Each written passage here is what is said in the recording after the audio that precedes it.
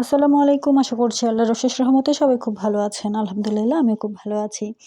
এখানে ১ম এই সকালের নাস্তা দিয়ে শুরু করেছি ভিডিওটা। তো দেখতে পাচ্ছেন পরোটা এবং পরোটা আমি যেগুলো দিয়ে খাবো সেগুলো হচ্ছে গরুর মাংস এবং আলু। এটা দিয়ে খাবো। আর সাথে আমি এড করে নিয়েছি হচ্ছে মিষ্টি কুমড়া ভাজি। তো এরপর আমি এখানে চটপটি রান্না করার জন্য প্রিপারেশন নিচ্ছিলাম। মূলত আজকে ভিডিওর প্রায় অনেকাংশ জুড়েই আমার চটপটি রান্নাটাই থাকবে। তো চটপটি আমার খুবই পছন্দের একটা নাস্তা। আশা করছি আ আপনাদেরও চটপটিটা অনেক বেশি পছন্দের। তো অনেকেই কিন্তু চটপটি পছন্দ করে না। যেমন আমার শ্বশুর তার মধ্যে অন্যতম। তো আমার শ্বশুর কিন্তু চটপটির চাইতে হালিম পছন্দ করে বেশি। তো চটপটি রান্না করলে উনি একদমই খুশি হন না। তো যাই হোক এই চটপটিটা রান্না করছিলাম হচ্ছে আম্মুর বাসায়।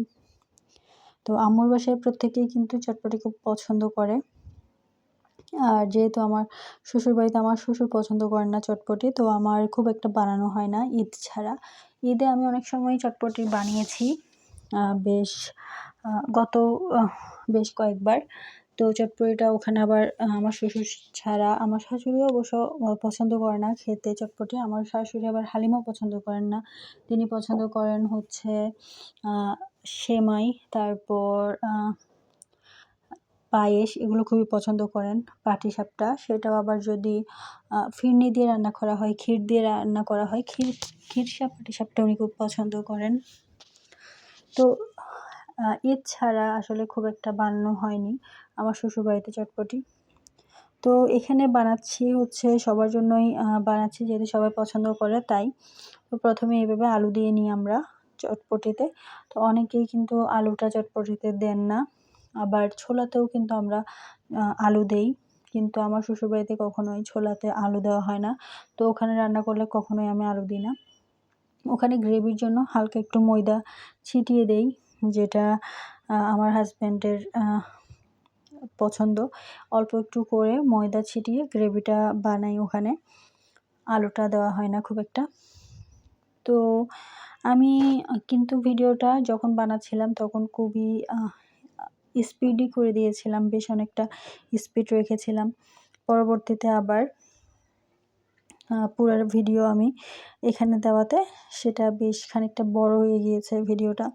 তো আশা করছি আপনারা আ একেবারেই না টেনে সম্পূর্ণ ভিডিওটা দেখবেন এবং বরাবরের মতোই আমার সাথেই থাকবেন, আমার চ্যানেলের সাথেই থাকবেন। লাইক, কমেন্ট এবং সাবস্ক্রিপশনের মাধ্যমে। আমি আসলে শেয়ার করার কথা বলি না, কারণ আসলে শেয়ারটা করা হয় না। আমি নিজেও শেয়ার করি না। যেহেতু আমি নিজেই অন্যদের ভিডিও শেয়ার করি না, সেক্ষেত্রে অন্যদেরকে বলাটা আমি খুব একটা যুক্তিযুক্ত মনে করি না শেয়ার করার জন্য।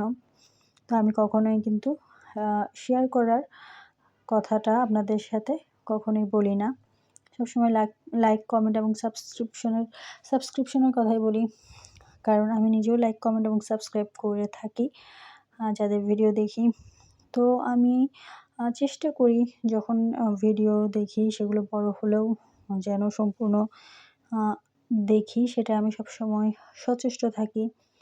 তো আমিও আশা করব যারা আমার ভিডিওগুলো দেখবেন, যারা কাজের উদ্দেশ্যে দেখছেন, তারা একটু স আ আ সম্পূর্ণ ওয়াচ করেই কিন্তু আমার সাথে থাকবেন। তো এরপর এখানে হচ্ছে বেশ কিছু মসলা বেটে নেওয়া হচ্ছিল। এগুলো আমাদের হেল্পিং হ্যান্ড বেটে নিচ্ছিল। এখানে পোস্ত ছিল, জিরা ছিল, সাথে আরও কয়েকটা মসলা ছিল যেগুলো আমার এই মুহূর্তে মনে পড়ছে না কী, কী ছিল। তো এটা হচ্ছে বেটে কিছু ব্যবহার করা হবে, আবার কিছু রেখে দেওয়া হবে ফ্রিজে, কারণ এতগুলো আসলে লাগে না। আর যতগুলো লাগে ওই অল্প পরিমাণ বাটলে আসলে ওটা আসলে খুব একটা ভালো হয় না। তো সাথে এখানে বাদামও দিয়ে নিয়েছি। এরপর এগুলো ব্লেন্ড করে নেব। এছাড়া এখানে আরও যা, যা দেখতে পাচ্ছেন এগুলো আ বা কেটে নেওয়ার জন্যই মূলত বের করা হয়েছে। এছাড়া আরও এখানে বেশ কিছু দেখবেন যেগুলো বাজার থেকে আম্মু নিয়ে এসেছিল, সেগুলোই আপনাদের সাথে শেয়ার করব। তো আজকের ভিডিওটা মূলত এগুলো নিয়েই। আর সাথে আমি আমার কিছু গাছও দেখিয়ে দিলাম। এগুলো বাড়িতে নিয়ে যাবে আম্মু। আর এই যে এগুলো আমার ছোট ভাইয়ের পাখি ছিল, বর্তমানে কিন্তু এগুলো নেই এখন। তো দেখতে পাচ্ছেন চটপটি বানিয়ে ফেলেছি এবং এখানে বেশ কিছু আলাদা করে রেখে দেওয়া হবে। আর এখানে এগুলো পরবর্তীতে একটা বাসায় যাবে, তাই জন্যই কিন্তু এগুলো আলাদাভাবে নিয়ে নেওয়া হচ্ছে। তো এটাও কিন্তু আমি করে নিচ্ছিলাম ভিডিও।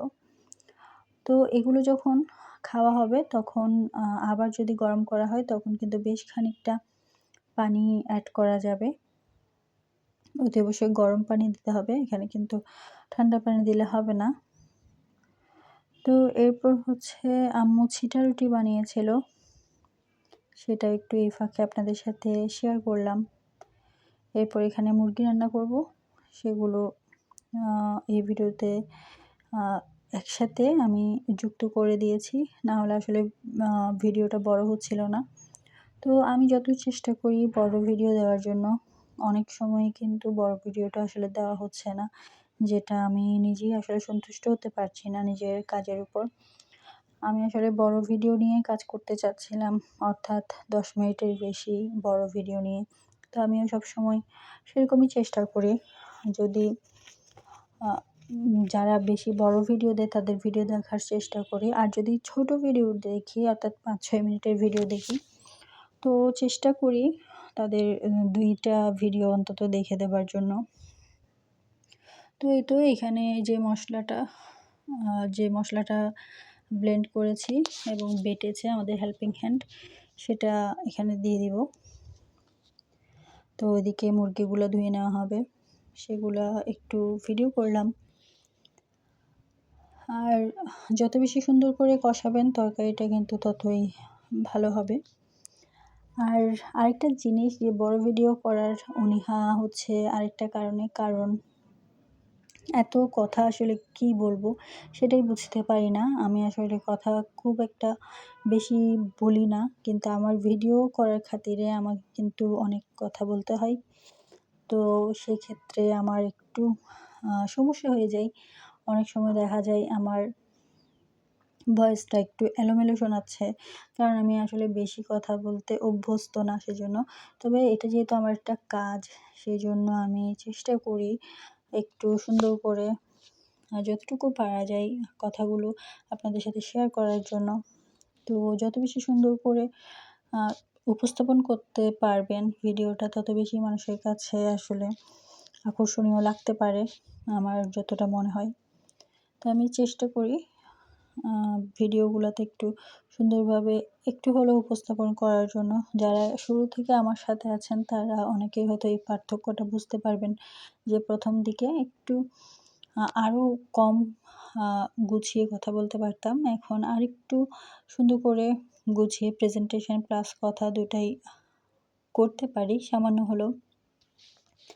তো আমি এদিকে মশলাগুলো নিচে একটু করে লেগে গিয়েছে, সেগুলো যেন ঠিক করতে পারি সেটাই চেষ্টা করছিলাম, ছোটো করে চুলার আঁচটা ছোট করে দিয়ে। তো এই তো মশলা কষানোটা অনেক বেশি লম্বা একটা প্রসেস, আর যেহেতু সেখানে আরও অন্যরকম মশলাও দিচ্ছি, তাই জন্য সেটা আরও একটু বেশি কষ্টকর হয়ে গিয়েছিল। যতই এখানে দ্রুত দেখানো হচ্ছে, বাস্তবে কিন্তু আরও অনেক বেশি সময় নিয়ে এগুলো কষাতে হয়েছে। তো এইটাও কিন্তু আমাদের একজন আত্মীয়কে দেওয়া হবে, তাই জন্যই এখানে এত মশলা সুন্দর করে আসলে বেশি অন্য ধরনের মশলাগুলো একটু দেওয়া হয়েছে। সাধারণত কিন্তু পোস্ত বাটা বা বাদাম বাটা এগুলো আমাদের মুরগি রান্নায় ব্যবহার করা হয় না। খুবই নরমাল যেগুলো ছাড়া হয় না রান্নাটা, সেগুলোই দেওয়া হয়। তো এখানে বেশ কিছু মাংস আমাদের একজন আত্মীয়ের বাসায় দেওয়া হবে, প্লাস হচ্ছে আমাদের ঘরেও খাওয়া হবে। তো তাই জন্যই আসলে একটু অন্যরকম মশলাগুলো, সাধারণত যেগুলো ব্যবহার করা হয় না সেগুলোও দিয়েছি। তো এখানে আমার উদ্যোগের মরিচ, হলুদ, ধনে, জিরা, গরম মশলা এগুলোও কিন্তু দিয়ে নিচ্ছি। আর যারা আমার চ্যানেলটা ফলো করে থাকেন তো তারা জানেন নিশ্চয়ই, আমার একটা ছোট পেজ আছে, ছোট একটা বিজনেস আছে, যেখানে আমি মশলা নিজের হাতে তৈরি করি, প্লাস হচ্ছে আচার তৈরি করি। এছাড়া আমি ঘি, তারপর হচ্ছে সরিষার তেল, এগুলোও সেল করে থাকি। যদিও ঘি এবং সরিষার তেল এগুলো আমাদের উৎপন্ন করে না, তারপরও বিশ্বাসযোগ্য জায়গা থেকে নিয়ে আসি। তারপর হচ্ছে শীতের সিজনে আমি গুড়টা সেল করে থাকি, অর্থাৎ খেজুর গুড়, পাটালি গুড় এগুলো। তো চেষ্টা করে থাকি ভালো জায়গা থেকে আনার জন্য, যদিও এবছর আমার গুড়টা আনা হয়নি, যেহেতু আমি শ্বশুরবাড়ির দিকে ছিলাম, তাই জন্য আমি আর এখানে গুড়টা আনিনি। আর যেহেতু এখানে নেই, তাই গুড়টা আসলে শ্বশুরবাড়ি থেকে সেল করা সম্ভব না, যেহেতু অনেক দূরে, তাই জন্য। আর সেই জন্য এত কিছু ঝামেলার জন্য আসলে আর গুড়টা আনা হয়নি। তবে ঘি এনেছি এবং আলহামদুলিল্লাহ বেশ ভালোই সেল হয়েছে। আর যেহেতু ঘিটা একেবারে খাঁটি, তাই জন্য প্রায় সবাই কিন্তু নিতে চেষ্টা করে, যারা আমার পরিচিত, এবং বেশ অনেক রিপিট কাস্টমার আছে আমার ঘিয়ের, আলহামদুলিল্লাহ। তবে মশলারও কিন্তু অনেক বেশি রিপিট ক্রেতা আছে, আলহামদুলিল্লাহ। তো আমি একদিকে কিন্তু মুরগির যেগুলো হাড় আছে সেগুলো কিন্তু কষিয়ে নিয়েছি, আরেকদিকে আমি মুরগির জন্য দিয়েছি। তো মুরগির হাড়গুলো পরবর্তীতে অন্য কিছুর সাথে রান্না করব, যেমন সেটা বিভিন্ন ধরনের সবজি হতে পারে।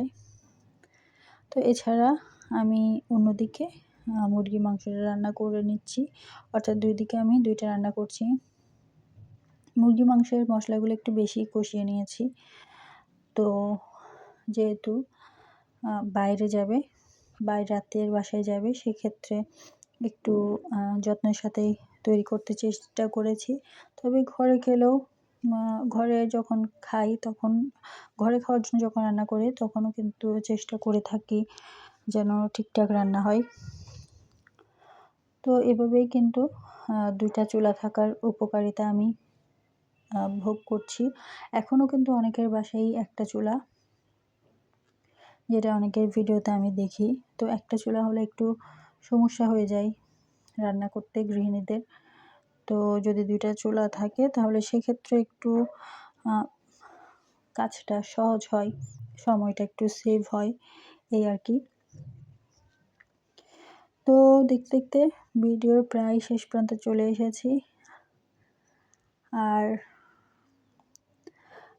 এই যে এখানে হাড়টাতে একটু মশলা বেশি লাগছে, কারণ এখানে পরবর্তীতে যে সবজি দেওয়া হবে সেই সবজিগুলোর অনুপাতে আমি মশলাটা দিয়ে দিয়েছি। তো কেমন লাগলো আমার আজকের ভিডিওটা অবশ্যই জানাবেন। আশা করছি ভালো লেগেছে একটু হলেও। আর কোথাও যদি একটু চেঞ্জ করতে হয় বা অন্য কোনো কিছু দেখতে চান আমার ভিডিওর মাধ্যমে, সেটা অবশ্যই আমাকে জানাতে ভুলবেন না। আর এই তো আমার মাংসগুলোতে আমি যথেষ্ট পরিমাণ পানি দিয়ে দিয়েছি, আর একটু মধ্যেখানে নেড়ে চেড়ে দিলাম। আর আশা করছি দেখেই বুঝতে পারছেন খাঁটি মশলার রান্নাটা আসলে একটু অন্যরকমই হয়। তার উপর এখানে বেশ কিছু এক্সট্রা মশলা দিয়েছি, যার কারণে এটা খুবই দেখতে সুন্দর হয়েছে, আর খেতেও মাশাআল্লাহ অনেক ভালো হয়েছিল। তো আজকের ভিডিওতে আমি আর তেমন কিছু বলছি না, এখানে আপনাদের কাছ থেকে বিদায় নিচ্ছি। আশা করছি সবসময় মতোই পাশে পাবো ইনশাল্লাহ। খুব দ্রুত নতুন আরেকটা ভিডিও নিয়ে আপনাদের সামনে হাজির হয়ে যেতে পারবো। সে পর্যন্ত সবাই ভালো থাকবেন। আল্লাহ হাফেজ।